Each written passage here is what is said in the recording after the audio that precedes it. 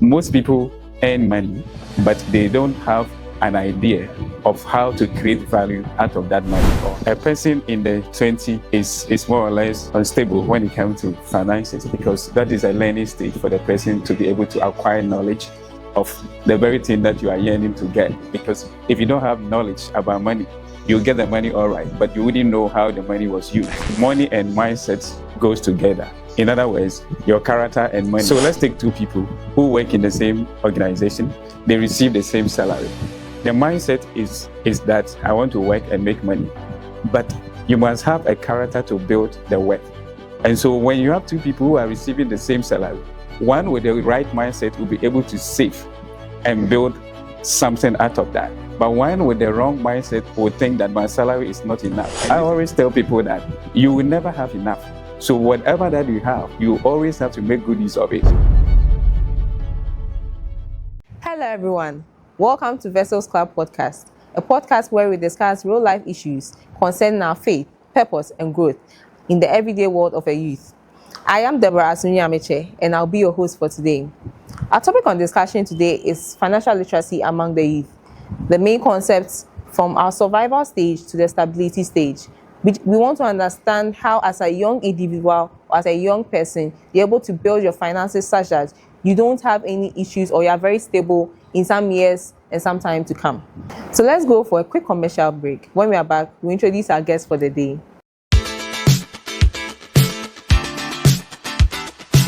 Welcome back from the break. So today I have with me here Mr. Francis Dorman, a chartered accountant, a man with one wife, and 4 handsome boys. Mr. Dorman, please, you are welcome.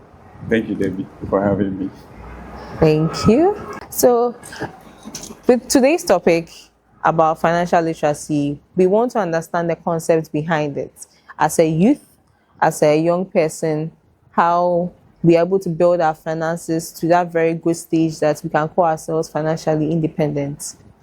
Okay, so thank you very much for having me on the show. I think it's a great time for us to share experience with the youth in terms of financial literacy.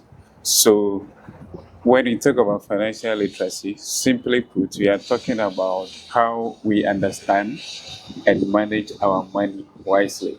Okay. And so it will include something like savings, investments, how we do our budget and spend our money on a daily basis. And so that we can be able to make good savings for the day when we are in the woods. Thank you. Okay, so is it very important or necessary we have financial literacy education in our schools, like coming from the JHS, SHS, and the university level?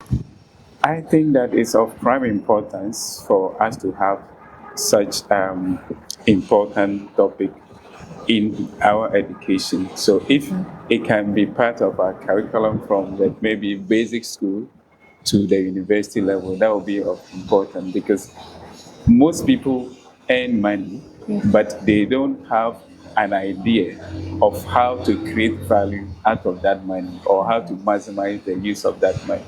And so financial literacy is of importance, especially in our generation where we have a lot of pressure when it comes to finances. Like you said, in our generation, we have a lot of issues when it comes to our finances. But sometimes in our early 20s, some of us feel financially stuck. It's like you have money, you don't have money. How can we create that balance? Like finding a way around making sure that at least almost all the time we are in check with our spending and we are in check with the way we also save. Okay, so a person in the 20s is more or less unstable when it comes to finances, because that is a learning stage for the person to be able to acquire knowledge of the very thing that you are yearning to get. Because if you don't have knowledge about money, you get the money all right, but you wouldn't know how the money was used. And let me say that when you are a youth, it is common for you to be financially unstable, because that is a learning stage.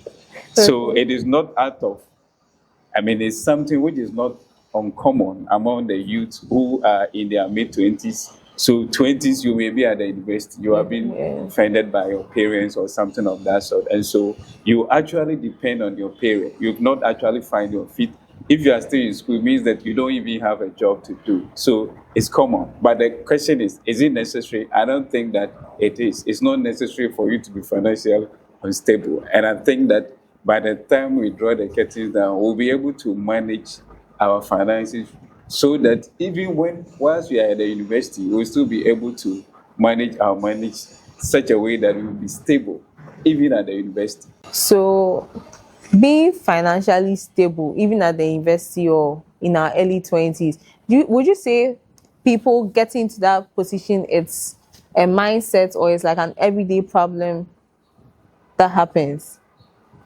I think it has to do with mindset Okay. and attitude. Okay. Attitude So towards money money. and mindset goes together. In other words, your character and money. So let's take two people who work in the same organization. They receive the same salary. Their mindset is that I want to work and make money. But you must have a character to build the wealth. And so when you have two people who are receiving the same salary, one with the right mindset will be able to save Okay. and build something out of that. But one with the wrong mindset will think that my salary is not enough. And this is very common, especially in our institution. I always tell people that you will never have enough.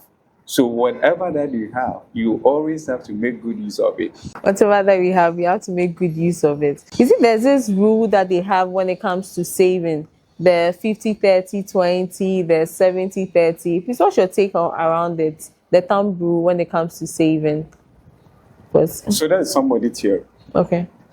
You can take a cue from it, Okay. but it cannot be a standard. So that is why you need to be financially literate. Okay. So when you're financially literate, you have to define your rule of thumb, Okay. looking at what you earn, how much you are going to spend. And a lot of people earn money, but in the end, they end up borrowing. Why is it the case? Because they lack the basic rudiment of financial literacy. Okay. And so the right attitude and the good mindset of money will help you to build that stable life that you're looking for. Okay. So, what are the effects of social media when it comes to finances? So social media is a very good thing. Even with social media, with the right mindset, with the right attitude, you can create money out of social media. But what is seen is that social media has become a big consumer of the youth's money. And therefore, instead of the youth to tap into what opportunities social media brings for me to better my lot, we end up using the little that we get and spend it on social media. So it put a lot of pressure on people. Instead of social media to teach us to be stable, it helps us to be shown like we appear to be who we are not. And so it should be a platform where we can learn and better our lot. But what we see is that it has become an albatross on the youth. And I can tell you that a lot of people spend a lot of money on social media and they earn nothing out of it. But you see, anytime we click a link on social media, you are making money for somebody. For someone, yeah. But sometimes we all go on social media to learn more. So, in as much as it's taking our money, I would say we're also learning from it. Or Absolutely, you are learning. But what are you learning on the social media? okay. That is the crux of the matter. You understand? People, like I'm saying, somebody has been able to create a YouTube. You go there, you can watch funny videos. Of course, I mean, I like watching funny videos when I'm stressed. Even in my office, sometimes I do that. Yeah. So this person has sat down to create that channel. And I am pretty much sure that anytime I create money for the guy Yeah. who has Very true. created that Yeah. channel. So we expect the youth to be more adapt to the things that will help them to be stable instead of we always taking and never to give. So talking about taking and giving, sometimes we create a budget as a youth. You're like, okay, I want to stick to this monthly budget. I want to work around this budget. And then you get a lot of I want this. Please help me with this. Please support me with this. How do you regulate that? Because like you set a budget, and then you see sometimes emergencies happen, contingencies come about. You see, so most youth appear to be stable instead of being stable. We are peer, but we are not stable. Okay, you want to be appear to be stable instead of being stable. What do I mean by that? You are not there, but you want to be there, and that creates a lot of gaps in your life. And once that lifestyle is adopted, you are always looking for an opportunity to fill those gaps. So you mentioned the budget. What is budget? Budget simply means that I'm not here to give you financial jargon, but what budget means is that you want to tell your money where it goes. You know, money doesn't have legs to walk. But when you define your budget, you tell your budget, I want you to go to a room, enter this shop, get me this groceries. That is what budget does. So budget teaches you two important things. To be disciplined and have self-control. So discipline and self-control. You understand? So if you lack these basic principles when it comes to finances, it becomes very difficult for you to have a stable life. Because what will happen is that you tend to do a lot of what you call emotional purchases or impulse buying. And especially these days, when you log on to social media, there are a lot of nice things on social media. But if you budget and you remain disciplined, maybe when you see it, you just turn a blind eye on it and then move on. Okay. So speaking to a youth, what would you suggest is the best budget approach? Maybe if it's a theory or a personal budget approach that you use. A lot of people try to do personal budget, but they are unable to. The one is born out of maybe low income.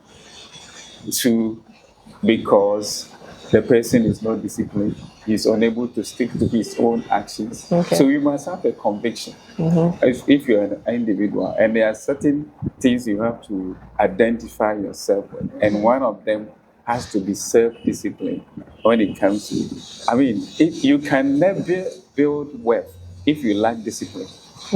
There is nobody in this world who has made it in life and he doesn't like discipline. Of course, money, when you have, it's always defines who you are.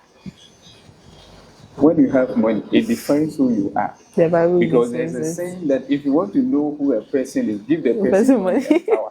And once you get money, you get power. You understand? Yes, please. So you can have budget, all right, but if you lack the discipline, you cannot stick to it.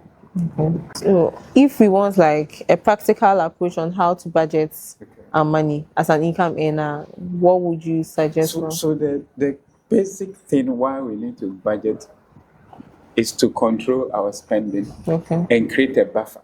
All right. If you ask average person in Ghana how much you spend and how much you earn, you will see that we spend more than what you earn. It means that our income is never enough for us. Therefore, for you to create a buffer, you need to be intentional about what exactly you want to achieve.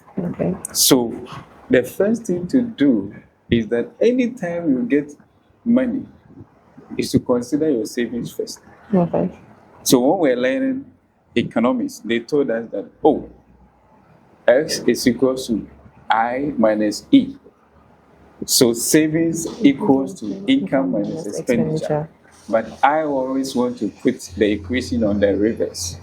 And so I will tell you that I minus S is equals to E. Therefore, what it means is that you need to save first before you spend. So you take out your savings before you're spending. Yes. So what it means is that you earlier on mentioned about the rule of thumb people are proposing. People say that, okay, you can do 20, 80.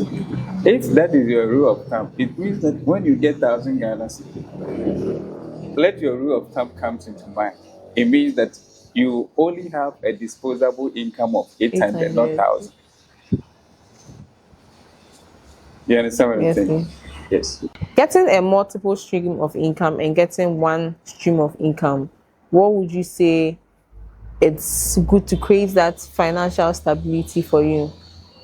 Yes, it is. Why not? I mean, I think that is the best way to create stability. Okay. So Because multiple. when you depend on one income, you can never sustain your life with one income, irrespective of, because especially we the Africans, you don't live like an island. Okay, we live like a sea. A lot of fishes swim, a lot of rivers enters, and so for you to balance your life, it takes diligence Diligence, okay. and then the effort that requires to create another streams of income, which you can use that one as a buffer. Okay. So for instance, if you are working and then you get salary, this salary, if you're a family man like me, you need to depend on this salary to pay school fees, take care of the house and everything. My mother is in the village. I have to send her money. I'm a shanty man, so my sisters will call and Nephews ask and your nieces. your nephew is like this. He's going to school. We need money. A, B, C, D. But you must have a balanced life. But if you look at the salary, that alone will not be enough. So you need to push for more. And how do you do this? You do this by having a network and build relationships. Okay. You cannot create multiple streams of income if you don't have a network and you don't have relationship, because people will say that, okay, I'm going to learn something. I know you do facilitators, Yes. but these facilitators you do, if you don't have relationship and have a network, you can only do it in your house and keep it there. Yeah. Because there are a lot of people who are into that business. But when you have a network, somebody says, oh, I need a facilitator. They will say, oh, call this lady. It's at this place. She has a very nice facilitator. It doesn't mean that you are the best, but you get market because of your network and relationship. Okay. So that is one way to build multiple That's the streams of income. Okay. There's a popular saying that jack of all trades, master of none. So putting that with having multiple streams of income, because multiple streams of income can also result in you being in different fields, earning money. Some people too are like, I don't want to employ people to work for me, so I'm here. Don't you think that one can create a bit of like instability for the person? Okay, so I think it has to do more of a stress management when you try to enter into that arena. Okay. You understand? So you need to manage the stress when it comes to some of these things. But I think that, I mean, when we talk of creating multiple streams of income, it comes in different forms and shapes. Somebody will want to add a bit of, let's say, sewing to her work. So when he close from work, because of the network and the relationship he has, he can still sew maybe one piece of cover and slit. He's done for the day. He earned something. Somebody want to open a small shop in front of the house. He goes to work. When he comes, he opens it in the evening. So these are the things that we are talking about. But we have the bigger picture, where you try to establish businesses and you employ people to work in this business. But I think that it is, like how people say that, and I'm not one saying. So even the billionaires, they're still building new businesses. Yeah, setting up. So how much more? It's just something small that we want to create. So perhaps you have the capacity to do that. I think it's a very good idea to do that. You understand? I personally do a lot of things, but of late, the stress level I need to manage. So I have to drop some. I give some to. Can you do this? If you can, I try. You can do it. I just upload it to you and then you handle it. But I think you have to manage the stress because, somebody says that the man who is out there chasing for money, he will go for money at the expense of his health. And then in the end, he uses the money earned to take care of his health. That is an irony of life. We don't want that to be our path. All right. So we need to manage the stress level in terms of in our attempt to create multiple streams of income. So, still on the streams of income. So, in creating multiple streams of income, if, for instance, someone is in the financial field and they're like, okay, I want to set up, go into maybe printing.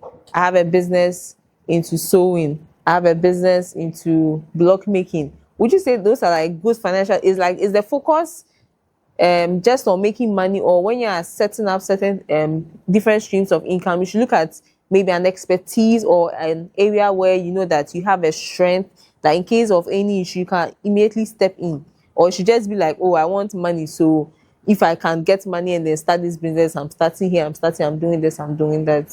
I think the issue is not about doing A, B, C, D. You see, business is created out of knowledge. Okay. So if you don't have the knowledge, it becomes a problem. Yeah. If I don't want to go into quantity surveying because I don't even understand their terms. But if I set my mind to do it, the first thing to do is to learn it. Okay. And these days, there are a lot of platforms where you can learn. Anything that you want to learn, if you go to YouTube, you can learn it. So all that you need is to have the knowledge. Okay. If you want to do, let's say, block making, what does it take for you to do the block making? So you need to study it and you ask. Okay. So what people usually do in Ghana is that, oh, I've seen that Debbie is doing this and it's moving well. I will not ask you relevant questions. I will jump into it. And then sooner than later, that business is put in there. This thing is nowhere to be found again. So I think it's the question of, do we have the knowledge of the business that we want to do? That is a very important, it's foundational. Okay, so if you want to do farming, do you have the knowledge? You have to learn about it. Because other than that, when people tell you anything, you believe. And it may not be the reality. So you put your money in there, and by the time you realize, you see that, oh, this is not how you thought it could be. So we have to get the knowledge in whatever field that you want to start. If you want to do kelele business, the last time when I met the youth, I mentioned it. Nobody took it. But you know, a lot of people buy kelele in the evenings, when they close from work, something small. It's a matter of you identify a strategic location. It can create another income for you. Okay. It's not bad. So, most importantly, if you want to get the multiple streams of income, any business you want to enter, you have to get foundational knowledge in it to make a boost. Okay. So let's move to investments. Investments as a whole, and maybe not in terms of bonds, but as a young person, I have some 1,000 cedis, 2,000 in my account. Where do you think I can put my money? Is it like putting it in shares in people's businesses, or investment in banks, like something around investments? Okay. So investments, when you talk about investment, it's simply put, it's a deferred consumption. Deferred consumption. So it means that you want to put your money in assets that can increase in value, or that can generate income over time. That is an investment. And so it ranges from maybe stocks, real estate, a lot of things. But if you're a beginner, okay, what you need to do is trying to build stability. So what you see is that people, when they don't have the capacity, they say they want to save. So you need to build savings. Somebody will go and buy, let's say, treasure bill. It will not even reach the maturity period. Then he says, I'm going to redeem it. So I think what you need to do is to build the stability and have knowledge. You have to learn about investment. We have to learn which areas we can invest, no matter how small my amount is. What I don't want to do anytime I have the platform to talk to people about money is to say that go and put your money here. That I won't do, because we've seen what's always happening in the market. But I think that for starters, it's the safest. is that you can do TBO. Okay. You have deferred that consumption. Okay. Yeah, I give you a definition of the investment is that it's a deferred Deferred consumption, consumption. which means that you want to invest in an asset that will increase in value or generate income over time. Sometimes. So when you buy treasury, you buy an asset, it will increase in value. Okay. When you buy a piece of land, you buy an asset, it will increase in value. If you decide to put your money in Kelewele, you've invested in asset that will generate income over time. You understand? Yes. So knowledge is important, and therefore, if you want to do anything, when I've seen people who have gone to buy stocks because they thought that, oh, Anglo Gold, you go and buy shares. That shares got stuck. And there are some shares which has gotten to their saturated point. It can't appreciate anymore. But people will still go and buy, because they didn't get. And that's why if you want to, I never venture into something without asking for advice. Okay. So if I want to insure my car, I go to a broker.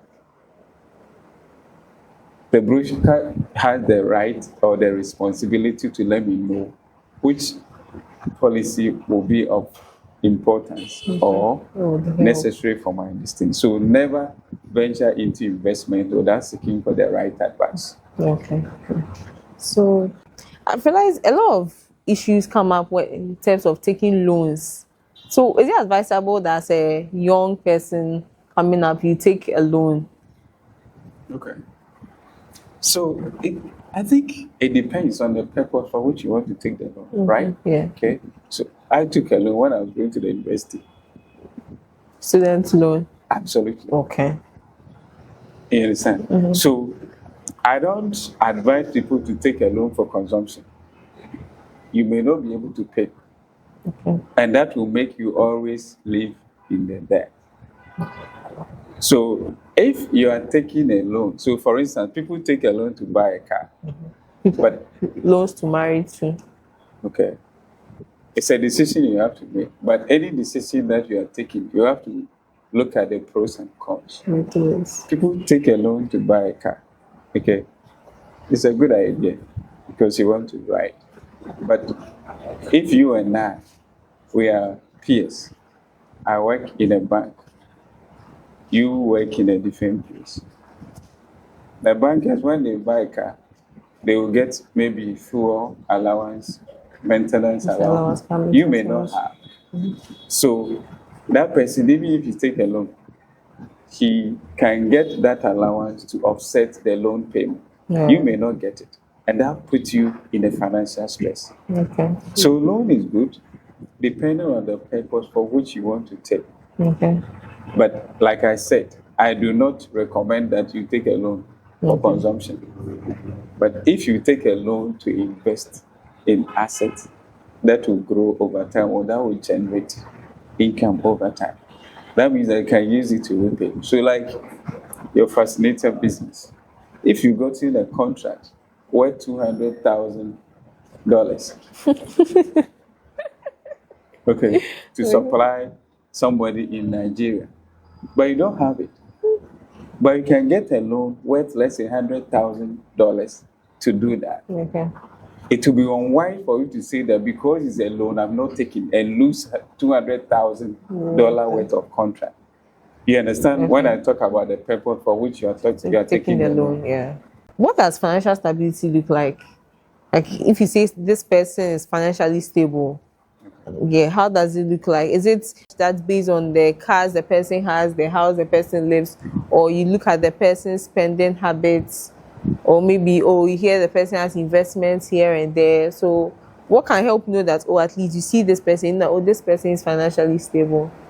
Well, I mean, I think it's the indicators may be quite relative, you understand? Because what you see in me that you would think, when I see this is, but for me, if we relate this to a company and we want to assess the health of the company, it means that you should be able to pay your bills, all right? As and when they fault you, you don't You are not saddled with a lot of debt. You have been able to at least build some kind of emergency fund for, let's say, up to 3 months of your salary. Okay. As a cover or a buffer for you, such that even if you lose your job for 3 months, you can still be able to fend for yourself. If you check yourself, so you as an individual, nobody can say that you are financially stable. You, the individual, will have to use certain criteria to Measure. say that I think I'm now looking stable. Okay. Is there like a difference between like being financially stable and then getting what? Because some people can have it now, but they've not looked at the future. But some people have it now and then they are still like putting in measures, looking at their future, building wealth. So wealth creation start. They say that the journey of 1,000 miles begins with the start. Anybody that you see, I read the story of Warren Buffett. You know Warren Buffett? Yeah, I've heard of it. Okay. Warren Buffett's story is that when Steve Jobs and co decided to set up Apple company, they offered him 5% of their shares, and he refused to take it because at the time, based on if you read some account of Warren Buffett, it says that one of the regretted decisions he made is the offer that the guys gave to him and he refused to take it. But Warren Buffett is a very wealthy man. So in the way to, it's like a pyramid. Okay.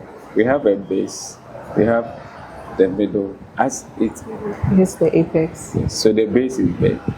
So you have to move from survival to stability. And then you move from stability to the point where you do protection. Okay. And so at the survival stage, like you're talking about budget, you have to survive. So you need to track your expenditure. Then you move to stability stage. Then you move to protection stage. At the protection, you seek to protect your investment. And then you go to the level where they say it's freedom. Okay. So there are people who are into that class. And so I know people who say that they can move from Kumasi, go to Accra. They are not at that point, but they are very stable. She's a common, you know. Motivation to be but a common, you know, or a stable person. So I think that the way to build wealth is to build it like an ant. See the ant. So you must gather in summer. And then when the rain comes, you have something to feed. But for you to build wealth, you need to sacrifice some comfort. Okay, so you have to give priority to long-term gain over short-term gratification. And this is a big missing link when it comes to the youth. We want everything fast because we have fast food, fast track, high court, everything is fast. But the road to financial stability is a gradual process. And so for you to build well, you need to be consistent in whatever that you do. If you ask any wealthy man, they will tell you the story. It's a long one. They started from nowhere, but they kept to the dream. Very consistent in what they do. They stick to their plan.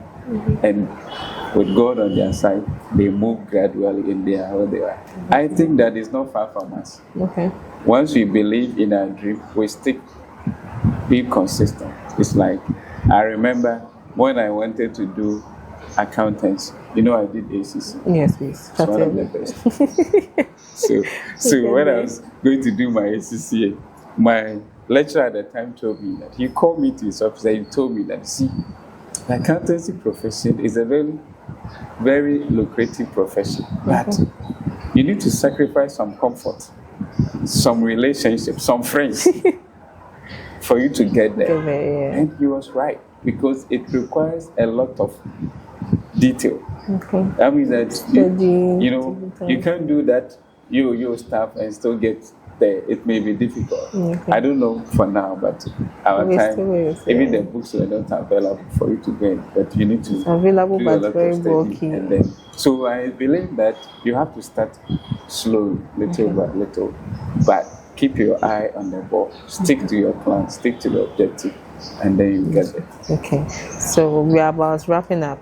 So if right now you see me, I'm like financially struggling, I'm like, okay, right now I've listened to this podcast, I want to find or build a very structured like income to gain that financial stability. What advice or what measures will you give to me to be able to achieve that? So, what I would say is that, you see, money is a value. Okay.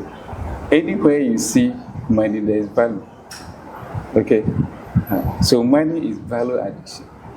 So if you want to make money, you have to add value to yourself. And therefore, my advice would be that you must build a skills that is of need to solve problems. When you do that, then you can create money. So, I mean, there are a lot of things that we can do. Many years ago, when we see baller, everybody say this is baller. But there was a man, he's called Zoom Lion. One day I think he dreamt, and then he saw that this baller is plenty money. So I began to Take it for people. take baller, go and put them here. Today, he's become an icon in this country.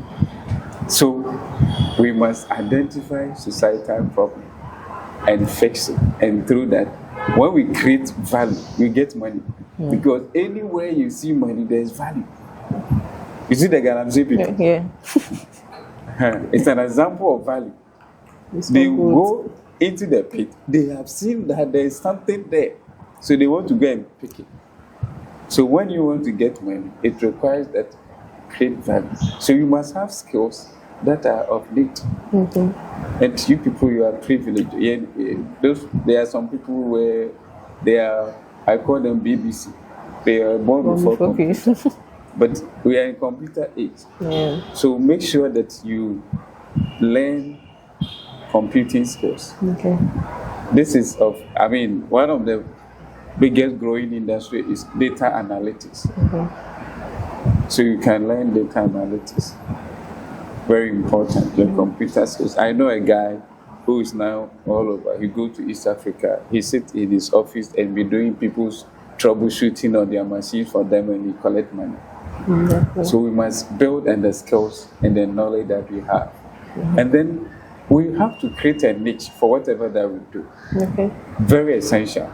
Don't copy. You must create a niche for yourself. So a lot of people, your business, I'll use it as an example. A lot of people are doing facilitators. But what will make your own stance among them all? And we must have integrity in our dealings with people. This thing is missing even from the church. Integrity. You only find few people who have integrity. And I was happy that last Sunday, Pastor was talking about integrity. Okay, so putting together everything we said, maybe can you give like one principle or like a put together that describes financial success or financial stability? Okay, so financial stability, I would say that spend less than you earn and save the difference. Spend less than what you earn and save the difference. So that is the equation. If you're able to do this consistently for 5 years, you'll build stability. Spend less what you earn. Okay. Yes, please. So that's it for our show today. We hope you've learned a lot when it comes to financial literacy, and expect more from Vessels Club Podcast. Thank you very much, Mr. Dorman, for being our guest today, and we hope to learn very well and then be able to achieve the financial stability that we have. Thank you very much for hosting me. Thank you very much. It's a pleasure. So until next time, next episode on Vessels Club, we'll see you later. Bye.